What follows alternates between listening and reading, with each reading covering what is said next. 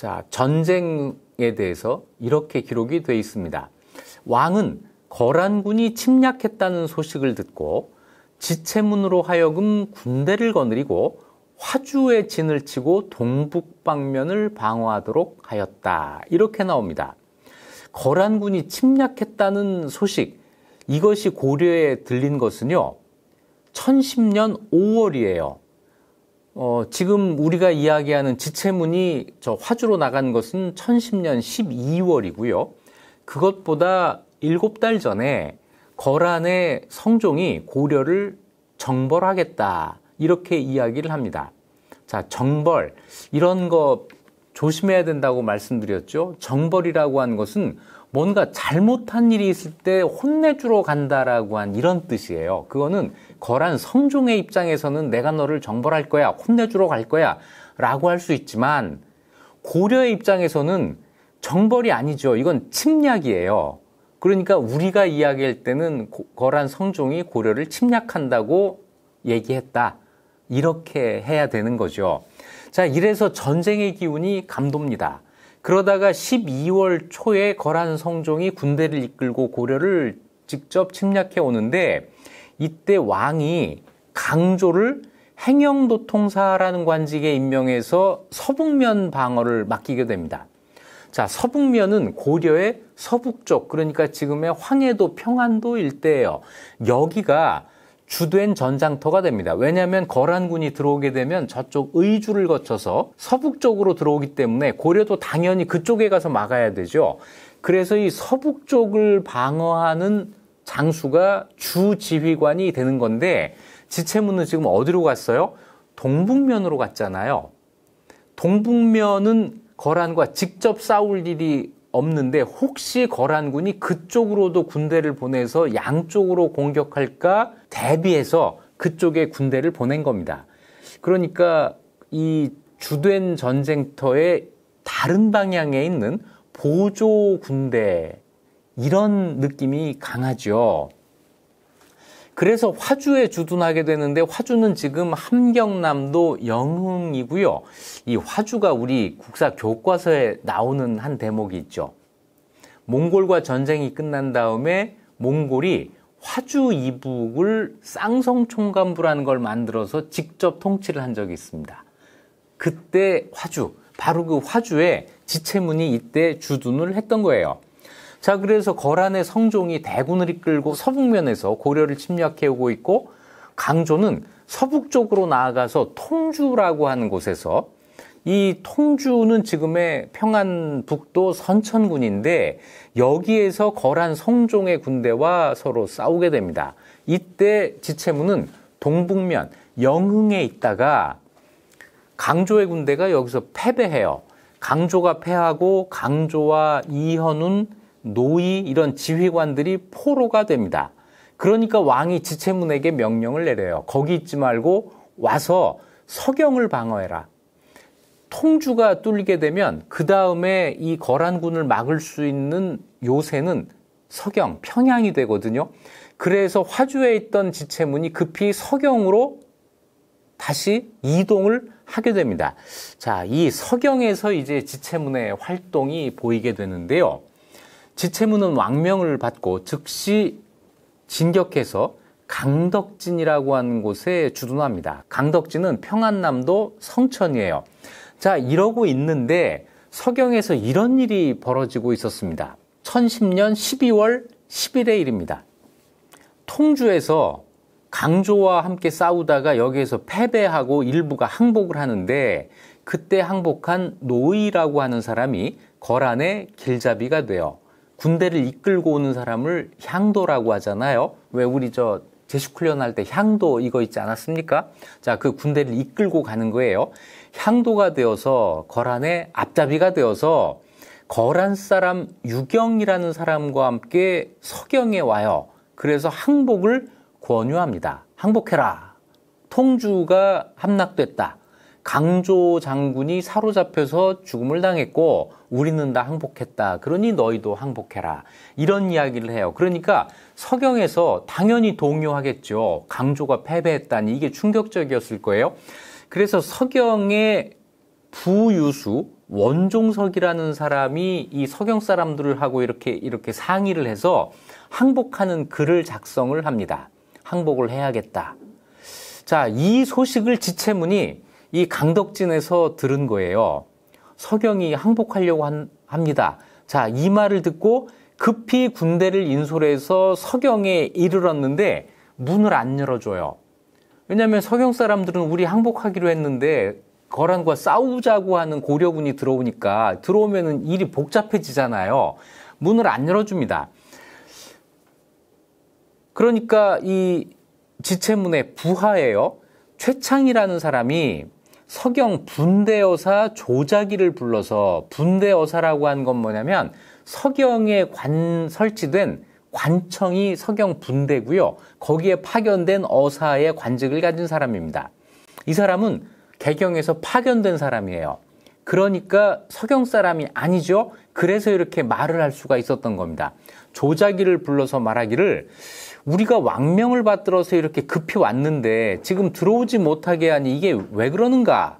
라고 물으니까 조자기가 노이가 왔고 그래서 항복을 권유했고 그래서 지금 우리가 항복하려고 합니다. 이렇게 여차저차 다 이야기를 한 거예요. 그러고는 저는 거기에 동의하지 않습니다. 해가지고 자기가 문을 열어줬다는 거예요. 이 조자기가 문을 열어주니까 지체문이 군대를 이끌고 남쪽 회랑으로 해서 서경에 주둔을 시키는데 성공합니다. 이 상태에서 자, 그러면 저 항복하려고 했던 저 사람들 어떻게 할까? 아, 그리고 마침 항복을 권유하러 온 그 사람들, 그러니까 고려에서 항복해서 앞잡이가 된 노이라는 사람, 이 사람이 데리고 온 거란 사람 유경, 이 사람들이 아직 서경에 있었거든요. 그러니까 이 사람들을 잡자, 이 사람들 사로잡고 우리가 싸우자, 이렇게 이야기를 해요. 그랬더니 서경 부유수였던 원종석이 그러면 안 됩니다. 이 사람은 계속 겁을 내고 있었던 거예요.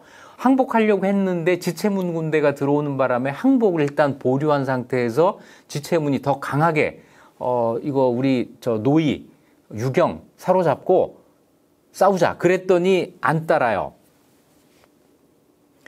그래서 지체문이 여기서 싸움을 하지를 못하고 서경성 북쪽으로 군대를 보내서 노이와 유경이 거란군으로 돌아가는 것을 기다렸다가 그 사람들이 갖고 가는 그 항복하겠다는 문서 있잖아요.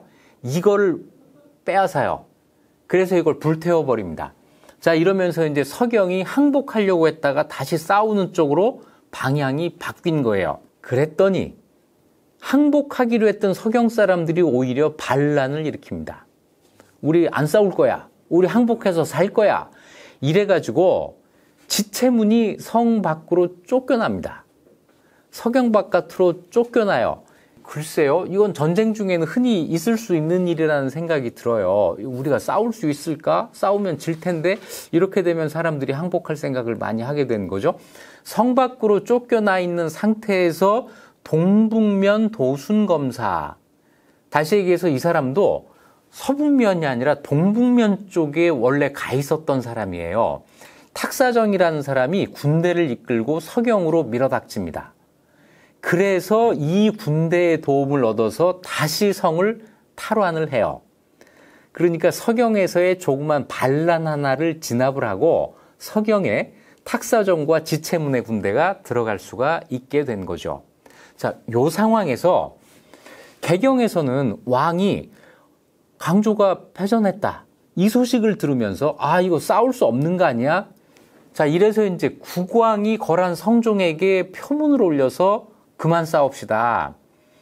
자, 진격을 멈추면 내가 친조하겠습니다. 라는 요청을 했다는 거예요.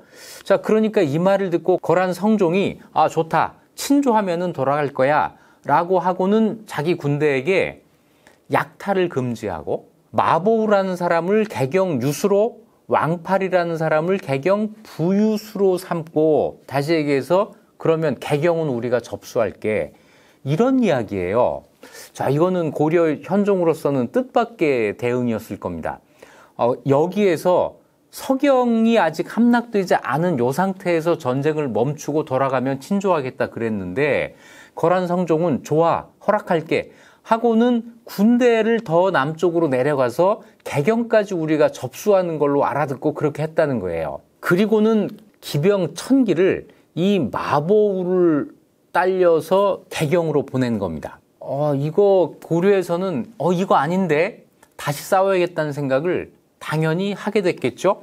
자, 한편 서경에서는 그 다음 날입니다. 12월 11일 날, 그러니까 아까 이야기했던 작은 반란을 진압하고 막 동북계 도순검사가 오고 이게 12월 10일 하루 동안 있었던 일이에요.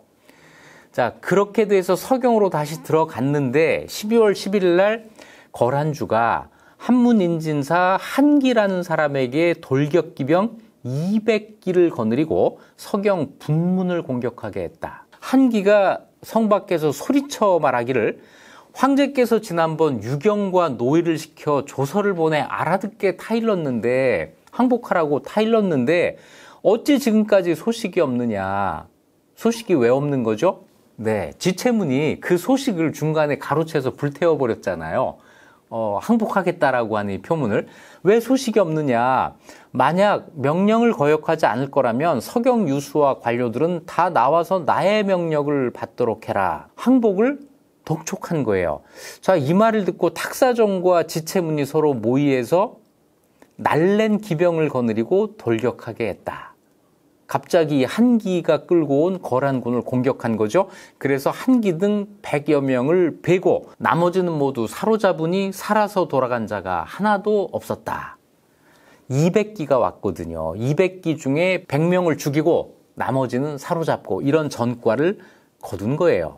자, 이제 탁사정은 더 나가서 지체문을 선봉으로 삼아서 성 밖으로 나가서 을름과 싸우게 합니다. 이 을름은 누구죠? 마보우를 호송해서 온 기병 1000기를 지휘한 바로 그 사람이에요. 이 을름과 싸우게 합니다. 여기서 이겨요. 그래서 을름과 마보우가 패해서 도망쳤다. 지체문이 또 승리를 거둔 거죠. 이 승리하는 것을 보고 서경성 사람들이 우리가 이길 수 있네 하면서 성안이 좀 안정됐다는 겁니다. 그래서 탁사정은 성안으로 들어가고 지체문과 이원은 자예사라는 절에 가서 주둔을 하게 됩니다. 자, 이랬더니 거란주가 다시 을름을 보내서 공격을 해요. 척후병이 보고를 합니다. 적군이 안정역, 평양시 순안구역인데요.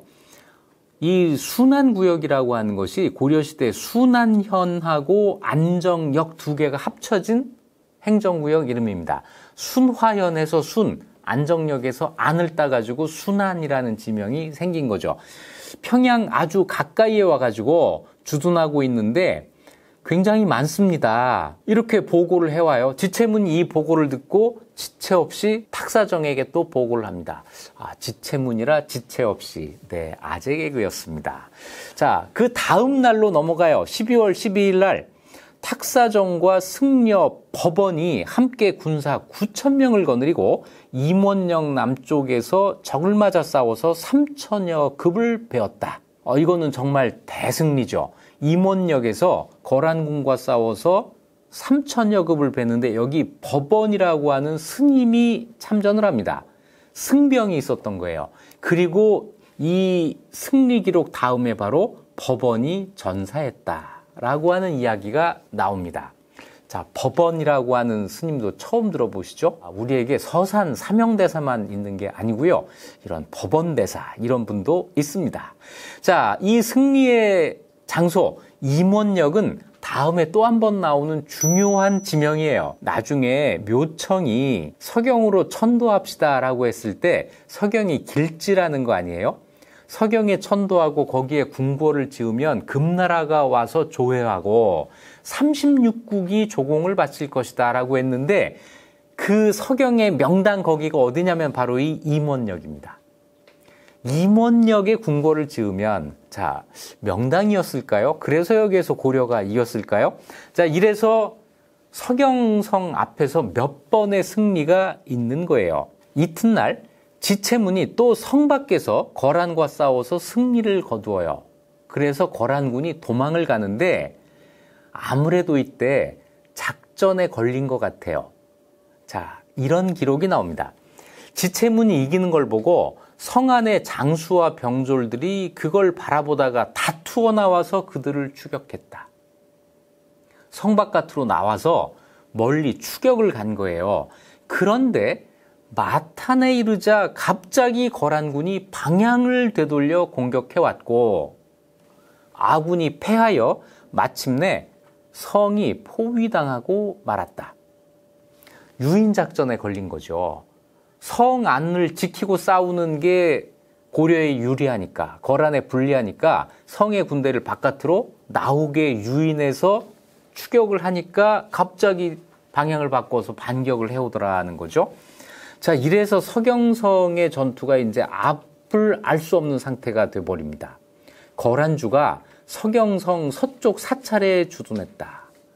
이때 이 지휘관의 마음이 흔들려요. 지금까지 잘 싸웠던 탁사정이 갑자기 겁을 냅니다. 그래서 장군 대도수를 속여서 말하기를, 장군 대도수, 이 사람은 분명히 발해에서 넘어온 사람일 거예요. 이 대도수를 속여서 말하기를, 그대는 동문으로 나는 서문으로 나가서 양쪽에서 협공하면 우리가 이길 것이다 해놓고는 휘하 군사를 이끌고 서문으로 나가서 도망가 버려요. 자, 그래서 대도수가 약속대로 동문, 이 평양의 동문을 대동문이라고 하는데, 이 동문으로 나왔는데 서쪽으로 나와야 할 탁사정 군대가 없는 거예요. 속은 것을 알았지만 힘을 다해도 맞설 수 없을 것이라 판단을 해서 자기 휘하 부대를 이끌고 거란에 항복을 합니다. 지휘관 둘 중에 하나는 도망가고 하나는 항복을 해버리니까 여러 장수들이 뿔뿔이 흩어져 버리고 성안이 흉흉해지면서 두려움에 떨었다. 자, 그래도 아직 항복하지 않았습니다.